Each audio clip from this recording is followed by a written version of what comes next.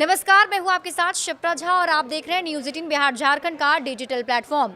बिहार में voter list का विशेष गहन पुनरीक्षण यानी एसआईआर 25 जुलाई की समय सीमा तक पहुंच गया है। इसमें 99.8% मतदाताओं को कवर कर लिया गया, लेकिन लगभग 60.5 लाख मतदाताओं के नाम विभिन्न कारण से हटाए जाने हैं।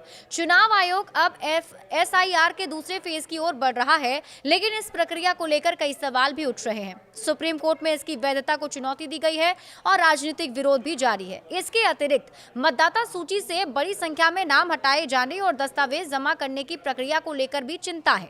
सुप्रीम कोर्ट 28 जुलाई को बिहार में वोटर लिस्ट एसआईआर पर सुनवाई करेगा, जबकि चुनाव आयोग ने अपना हलफनामा दाखिल कर दिया है। आयोग ने गहन सत्यापन के दौरान मतदाता की नागरिकता का पता लगाने के लिए अपने अधिकार का बचाव किया। आयोग ने 2003 में बिहार में दिए गए समान समय और आधार, राशन कार्ड और ईपीआईसी को 11 दस्तावेजों में शामिल करने आने वाली कठिनाइयों का भी उल्लेख किया। सुप्रीम कोर्ट का फैसला महत्वपूर्ण होगा क्योंकि ये चुनाव आयोग के राष्ट्रीय एसआईआर मिशन को प्रभावित कर सकता है। राजनीतिक विरोध भी मजबूत है क्योंकि मतदाताओं को कथित रूप से मताधिकार से वंचित करने का आरोप लगाया जा रहा है। लगभग 60 लाख मतदाताओं के नाम बिहार की मतदाता सूची से हटाए जाएंगे। चुनाव आयोग के अनुसार लगभग 1 लाख लोग मिले ही नहीं। 1.2 लाख लोगों के फॉर्म जमा नहीं किए गए हैं। 22 लाख मतदाता मृत पाए गए हैं। 35 लाख या तो स्थायी रूप से पलायन कर गए हैं और 7 लाख मतदाता एक से ज्यादा निर्वाचन क्षेत्रों में पंजीकृत पाए गए हैं। यदि वे अपनी पात्रता साबित नहीं करते हैं तो उनके नाम 30 सितंबर को अंतिम मतदाता सूची में शामिल नहीं किए जाएंगे।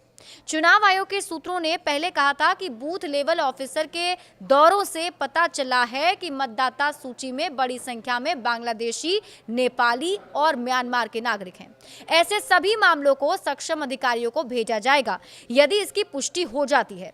मुख्य चुनाव आयुक्त ज्ञानेश कुमार ने गुरुवार को एक महत्वपूर्ण सवाल भी उठाया।